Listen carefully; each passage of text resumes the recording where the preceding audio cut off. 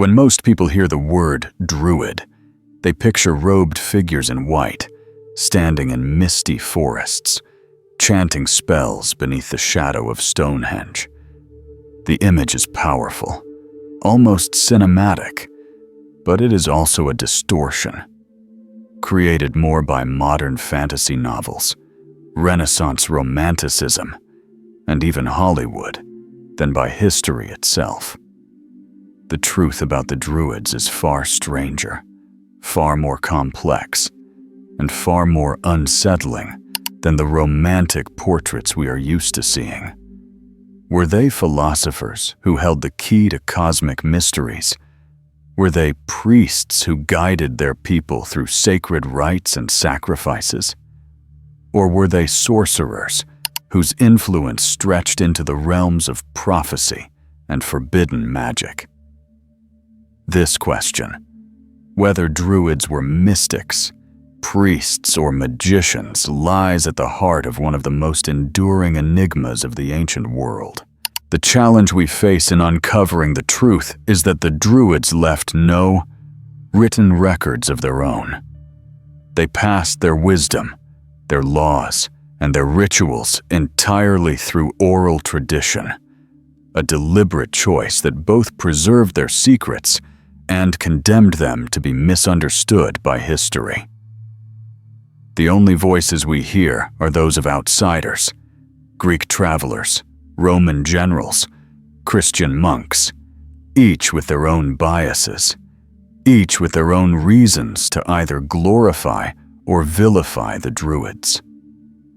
Caesar, for example, described them as powerful priests with authority over life and death, while other Roman accounts painted them as bloodthirsty sorcerers who practiced human sacrifice.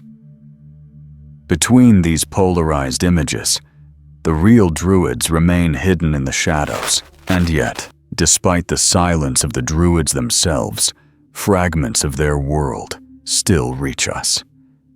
We catch glimpses of their philosophy in the echoes of Celtic mythology.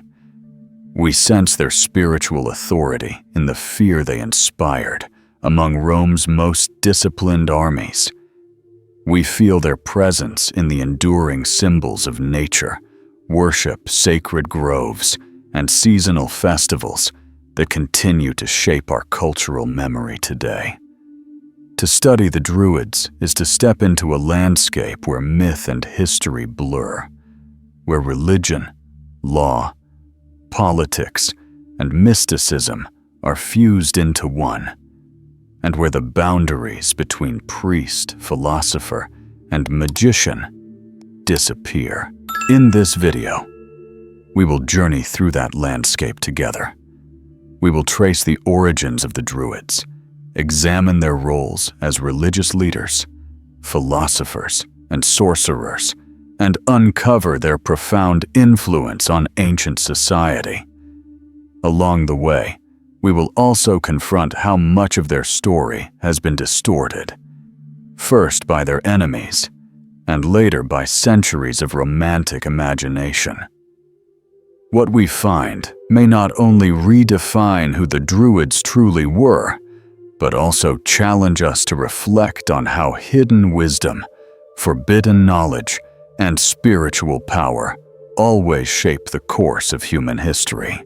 To understand the Druids, we must begin with the world that gave birth to them, the Celtic tribes of ancient Europe. Unlike the Greeks or Romans, the Celts did not build sprawling empires bound by centralized governments and vast armies. Instead, they lived in a patchwork of tribes spread across regions that stretched from Ireland and Britain all the way into Gaul, Iberia, and even the edges of Anatolia. They had no single king, no unified state, no written constitution. What they did have was a deeply ingrained culture of oral tradition, myth, and sacred ritual. And at the heart of this living tradition stood the Druids. The Druids were not an isolated priestly caste. but the intellectual, spiritual, and judicial elite of Celtic society. They were teachers, philosophers, advisors, healers, and judges. In some ways, they were the glue that held together the diverse tribes of the Celtic world. Their influence stretched far beyond the boundaries of religion. They defined justice, preserved history, transmitted laws, and acted as mediators in tribal disputes. To the Celts, Druids were indispensable. To outsiders, especially the Romans, they were both awe-inspiring and dangerous. One of the first written mentions of the Druids comes from Greek sources in the 3rd century BCE. These accounts, though brief, suggest that Druids were seen as philosophers, people who contemplated the structure of the cosmos and the destiny of the soul. Later, the Romans would expand this portrayal, though often with hostility. Julius Caesar, in his Commentarii de Bello Gallico, provided one of the most detailed descriptions. He claimed that the Druids were responsible for all religious matters, that they officiated at sacrifices, and that they possessed authority so great they could excommunicate individuals from religious rites, a punishment seen as worse than death. But Caesar also admitted something extraordinary. The Druids studied philosophy, astronomy, and the movement of the stars. He wrote that they taught their students that the soul did not perish, but passed into another body after death. In Caesar's eyes, this belief in immortality gave them extraordinary power over their followers, making warriors fearless in battle. While Roman accounts should always be read with suspicion, these glimpses reveal a class of people who were far more than mere priests. They were keepers of wisdom that blended science, philosophy, and spiritual law. The origins of the Druids, however, remain cloaked in mystery. Because they left no written records, we must rely on archaeology, mythology, and the often biased accounts of foreign observers. Some scholars believe the Druids may have inherited fragments of even older shamanic traditions, stretching back to the Neolithic cultures that built megalithic monuments like Stonehenge and Newgrange. Whether or not the Druids were directly connected to these builders, there is no doubt they preserved a worldview in which the natural world itself was sacred, where trees, rivers, stones, and stars all spoke of divine order. This mystery, this silence of their own voice, is what makes the Druids both elusive and compelling. They stood at the crossroads of myth and history, guardians of a knowledge system that resisted the written word. In choosing to pass their wisdom only through memory and oral teaching, they ensured that their traditions could not easily be stolen or corrupted. But they also ensured that we, centuries later, must piece together their story from fragments, from shadows, from what others chose to say about them. The result is a paradox. The Druids are at once among the most influential figures of the ancient world and among the least understood. It is within this paradox that their true origin lies, not in the pages of history written by conquerors, but in the living memory of a people who saw knowledge as too sacred to be entrusted to ink and parchment. The Druids began not as magicians or priests in the narrow sense, but as custodians of a worldview where wisdom was alive, breathing, and inseparable from the soul of their people. If the Druids were the intellectual and spiritual elite of Celtic society, then their role as priests was at the very core of their authority. To the Celtic peoples, religion was not confined to temples or rigid doctrines. It was woven into the rhythms of nature, the rising and setting of the sun, the turning of the seasons, the fertility of the land, and the cycles of birth, death, and renewal. In this living world of sacred meaning, Druids acted as mediators between humanity and the divine forces that animated creation. Central to Druidic practice was the concept of the sacred grove. Unlike the Romans, who built marble temples, or the Greeks, who raised columns of stone, the Druids worshipped in open-air sanctuaries beneath ancient oak trees. These groves were considered holy places, spaces where the veil between the human world and the realm of the gods was thinnest. Here, Druids performed sacrifices, rituals, and prayers, seeking to maintain balance between their people and the cosmic forces of nature. The oak, mistletoe, and other sacred plants were revered not simply for their physical properties, but as channels of divine energy. The rituals performed by Druids often carried a weight that outsiders found both fascinating and terrifying. Roman sources speak of elaborate ceremonies where offerings, sometimes animals, and allegedly even humans, were made to appease the gods.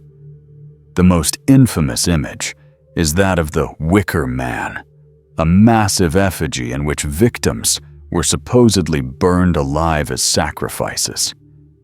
Whether this account reflects reality or Roman propaganda designed to demonize the Druids remains uncertain.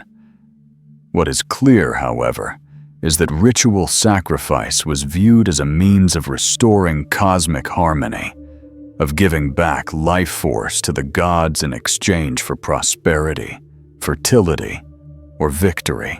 But the Druids were not merely officiators of bloody rituals. They were also the keepers of sacred time.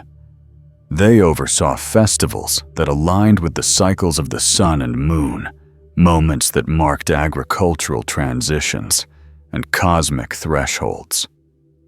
Samhain, the festival marking the end of the harvest and the beginning of the darker half of the year, and Beltane, celebrating fertility and fire, were more than community gatherings.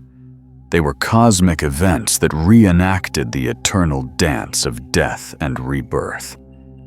In guiding these rites, Druids became the guardians of sacred order, ensuring that the human community remained aligned with the divine rhythms of creation. Their authority extended far beyond the ritual space.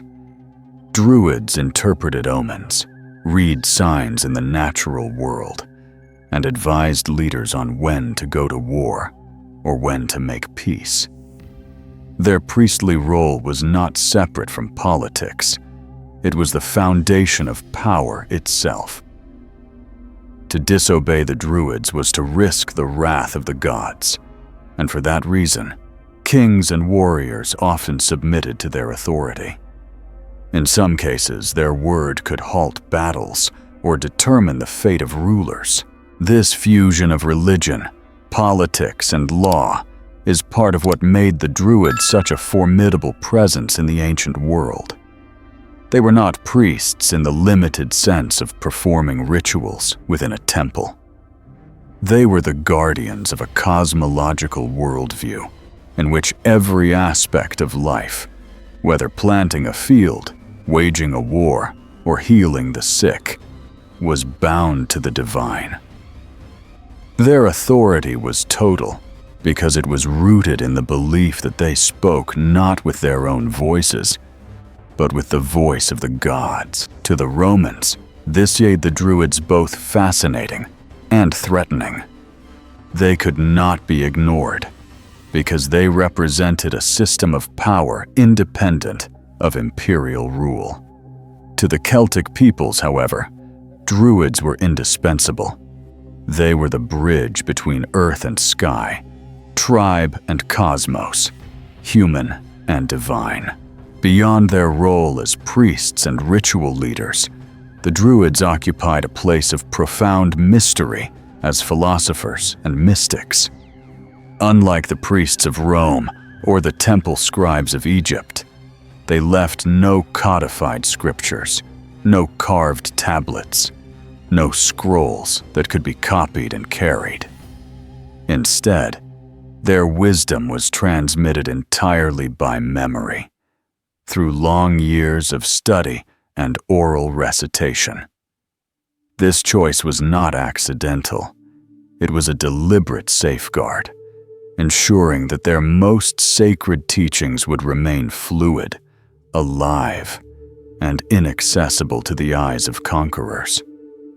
Knowledge, for the Druids, was never static ink on parchment. It was a living current, carried within the human voice and the human soul. At the heart of their philosophy lay one of the most striking doctrines in the ancient world, the immortality of the soul.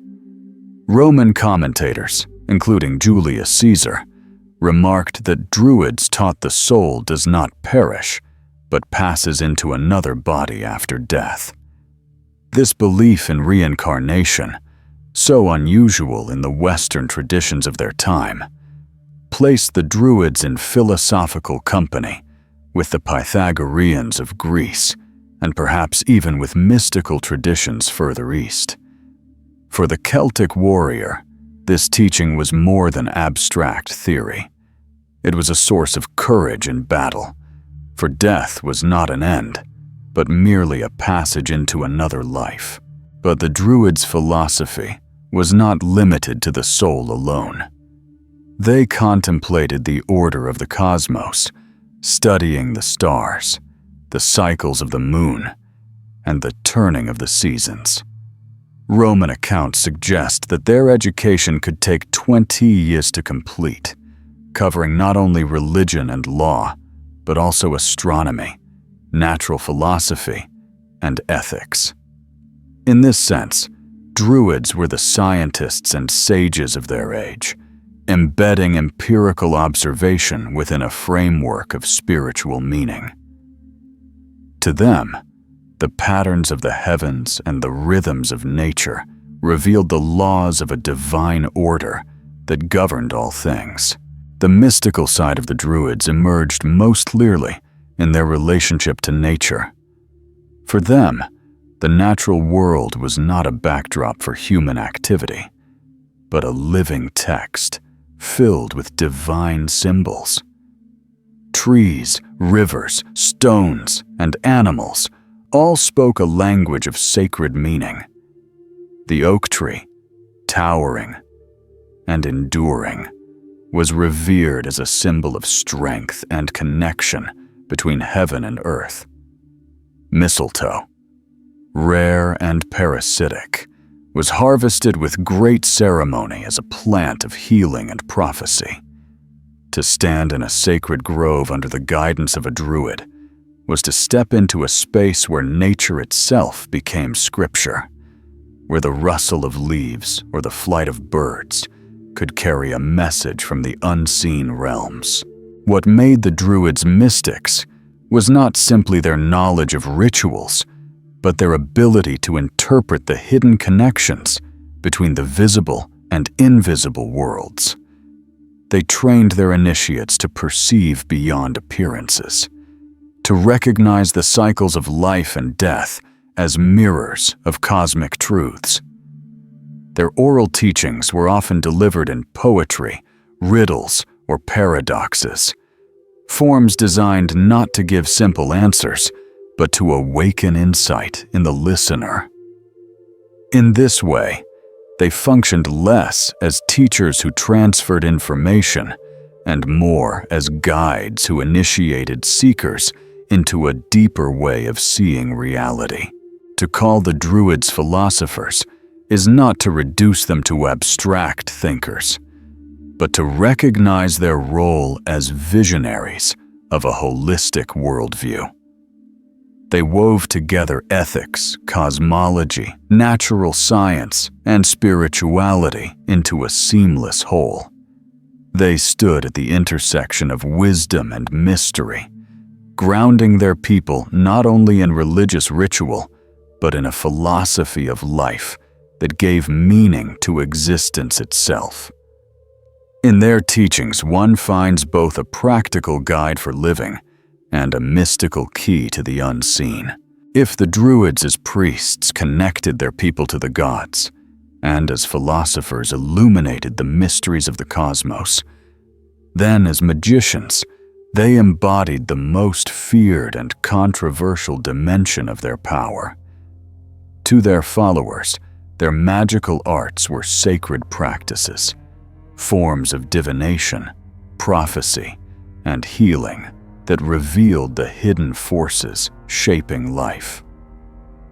To their enemies, however, these same practices looked like sorcery, witchcraft, and dangerous manipulation of unseen powers. And here lies the paradox. The very practices that bound the Druids to their people also gave rise to the myths that branded them as sinister sorcerers. Divination was central to the Druidic reputation for magic. They were said to read omens in the flight of birds, in the patterns of the stars, and even in the entrails of sacrificed animals. Such practices were not unique to the Celts. Romans themselves relied heavily on augurs and soothsayers. But in the case of the Druids, their reputation for prophecy carried an added aura of mystery.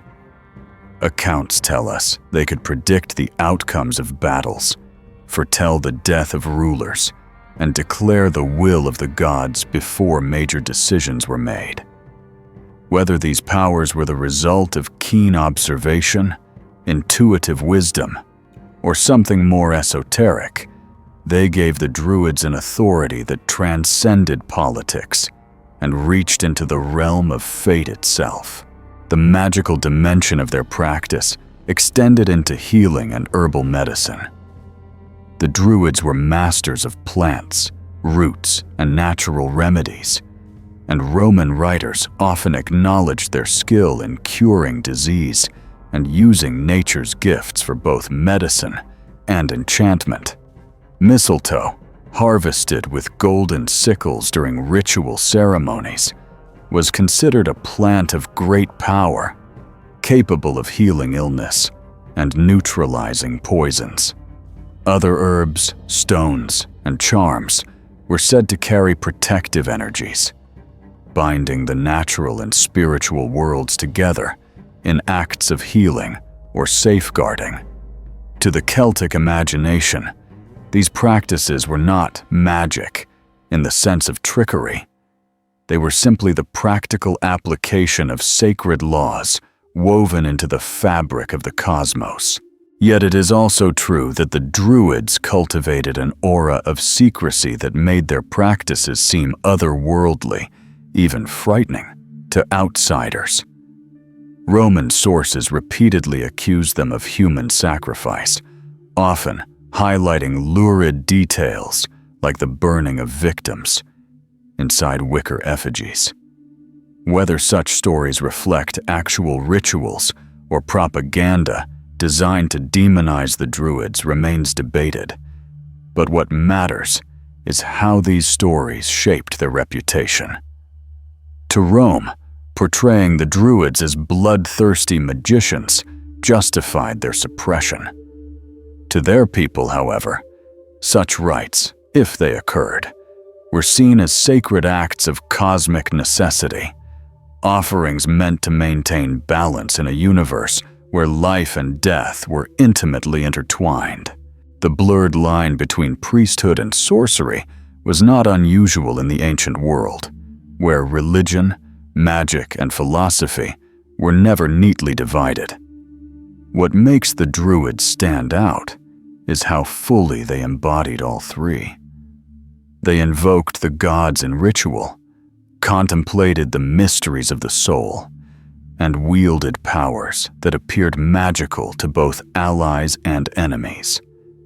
This fusion made them figures of both reverence and fear, men and women who could heal with herbs, curse with words, or shift the course of events with their predictions. Seen through one lens, the Druids were sorcerers who manipulated unseen energies. Seen through another, they were simply practitioners of a holistic worldview where the material and the spiritual could never be separated. Their magic was less about bending nature to human will and more about aligning with the hidden laws that governed existence. But in the eyes of history, this ambiguity has remained unresolved. Were the Druids mystics, priests, or magicians? The answer is that they were all three at once, and perhaps this is why their shadow still lingers so strongly in our imagination. While much of the fascination with Druids focuses on their rituals, prophecies, and mystical practices, their influence extended far deeper into the everyday fabric of Celtic society. They were not distant figures locked away in sacred groves. They were active participants in law, politics, and education.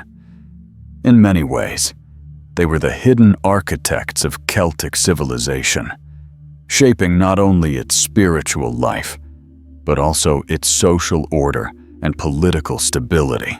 One of their most important roles was as judges and lawmakers. Among the Celts, where tribal disputes could easily escalate into endless cycles of violence, Druids acted as arbiters who resolved conflicts, settled questions of inheritance, and determined justice in cases of crime. Their rulings were respected because they were believed to carry divine authority, not just human reasoning.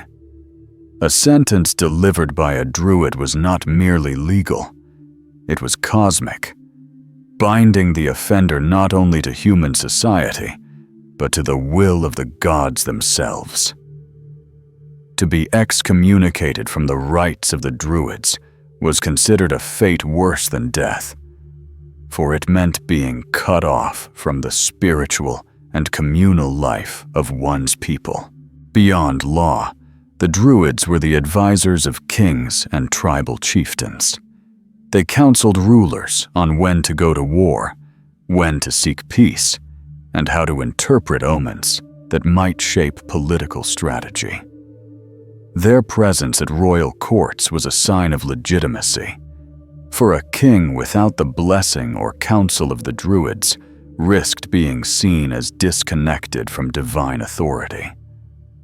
Some accounts even suggest that Druids could halt battles by stepping between warring sides, their spiritual power commanding respect from warriors on both ends of the battlefield.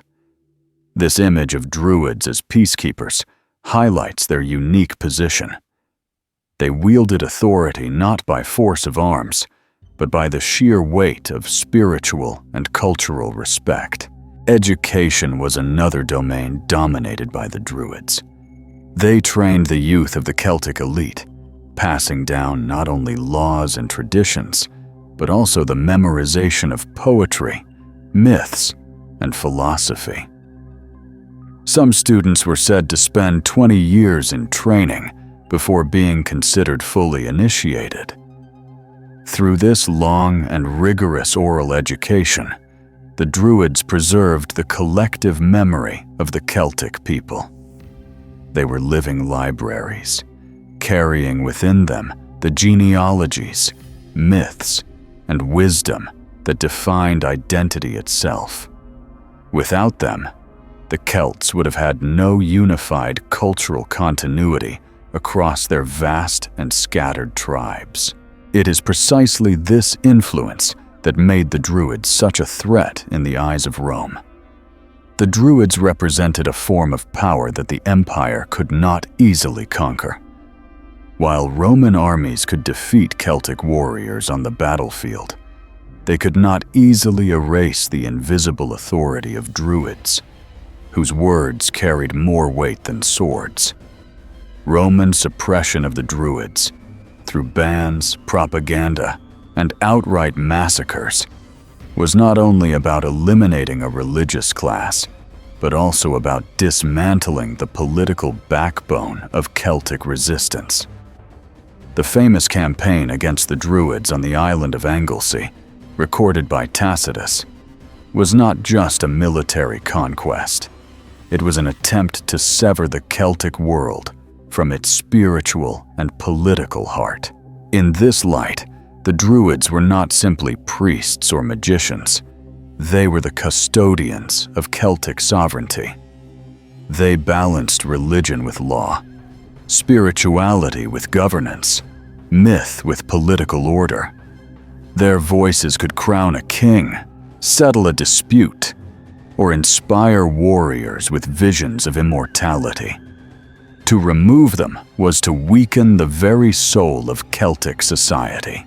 The story of the Druids cannot be told without acknowledging their decline, a collapse brought about not by their people, but by the unstoppable advance of Rome, and later, the spread of Christianity. The Roman Empire, in its relentless expansion, quickly realized that the Druids were not merely a religious class, but the backbone of Celtic resistance. They provided moral authority, national identity, and spiritual legitimacy to tribal leaders who opposed Roman rule. To break the Celts, Rome had to break the Druids. The Roman campaign against the Druids was brutal. Tacitus describes the assault on the island of Anglesey, a Druid stronghold in Wales, where Roman soldiers massacred both warriors and priests, cutting down sacred groves and silencing rituals that had endured for centuries. This was not just a battle. It was an act of cultural erasure, a deliberate attempt to destroy the spiritual heart of Celtic identity. Over time, the Druids became outlawed, their gatherings forbidden, their practices demonized. To the Romans, suppressing the Druids was a necessary step in imposing order on the unruly tribes of Britain and Gaul. Yet Rome was not the final blow. The rise of Christianity across the Celtic lands further marginalized the Druids, not only by replacing their rituals with new forms of worship, but also by rebranding them as dangerous pagans, sorcerers, and enemies of the true faith. The oral tradition that had once preserved their wisdom now became their greatest weakness. For without written records, much of their philosophy and teaching vanished into silence. What survived did so only in the distorted echoes of hostile accounts, or in the mythic fragments absorbed into folklore. And yet, even in decline, the Druids did not disappear entirely. Their legacy survived in subtle, often unexpected ways. Many Celtic festivals, Samhain, Beltane, Imbolc, and Lugnasad, were reinterpreted and absorbed into Christian calendars, their original meanings buried but not erased. Folklore preserved images of wise men and women who healed with herbs, foretold the future, and communed with the unseen. Medieval Irish texts, though written by Christian monks, still carried memories of Druidic figures, sometimes vilified as magicians, sometimes honored as sages. In these ways, the spirit of Druidry lingered long after its formal structures were destroyed. In the modern era, the Druids have been reborn, not as they truly were, but as symbols of mystery, wisdom, and resistance. From the Romantic poets of the 18th century to today's neo-Druidic movements, They have been reimagined as guardians of nature, keepers of ancient wisdom, and figures of spiritual rebellion against the mechanized world. Archaeology has uncovered more about the Celtic past, but the Druids themselves remain elusive, defined as much by imagination as by fact. Their legacy, then, is twofold. On one hand, they stand as a cautionary tale of how easily an entire intellectual and spiritual tradition can be silenced when it chooses memory over writing. On the other hand, they remind us of the resilience of myth, how ideas can survive even when institutions perish. The Druids may no longer gather beneath sacred oaks, but their presence is still felt in the festivals we celebrate, in the stories we tell, and in the deep human longing to connect once more with the wisdom of the natural world. In their decline, the Druids became more than historical figures. They became archetypes, symbols of the tension between empire and freedom, memory and erasure, nature and civilization. And perhaps that is why they continue to haunt our imagination, not as priests, mystics, or magicians alone, but as timeless embodiments of humanity's search for meaning in a world that is always trying to silence the sacred. As we close this exploration of the Druids, we return to the question that guided our journey. Were they mystics, priests, or magicians? The truth, as we have seen, is that they were all three, and more. They were the philosophers who contemplated the soul's immortality, the priests who mediated between their people and the gods, and the sorcerers whose powers of prophecy and ritual instilled awe and fear. They were also judges, teachers, healers, and political advisors, shaping every aspect of Celtic life. To reduce them to a single role is to miss the essence of their power, which lay precisely in their ability to weave all these roles together into a seamless whole. What makes the Druids so compelling is not only what they did in their time, but how their image has endured through history. Though Rome sought to erase them, and Christianity sought to demonize them, the Druids remain lodged in our cultural memory as symbols of mystery and wisdom. Their silence, the absence of written records, has paradoxically amplified their presence, for it has allowed every generation to project onto them its own fears, hopes, and ideals. To the Romans, they were dangerous sorcerers. To the Romantics, they were noble sages. To us today, they are reminders of a world where nature and spirit were inseparable. The fascination with Druids speaks to something larger, humanity's eternal search for hidden wisdom. Every culture has its keepers of sacred knowledge, prophets, shamans, priests, philosophers. And the Druids were the Celtic expression of this universal archetype. They remind us that societies do not thrive on armies and economies alone, but on stories, rituals, and philosophies that anchor human life to a higher order. Whether we call them mystics or magicians matters less than recognizing that they embodied the deep human longing to connect with forces greater than ourselves. And so, the Druids endure, not as they were, perhaps, but as they have become in the collective imagination. Guardians of mystery, defenders of sacred order, and voices from a past that refuses to be silenced. Their true legacy is not found only in the fragments of history, but in the questions they leave us with. What knowledge is worth preserving? What wisdom must be guarded from corruption?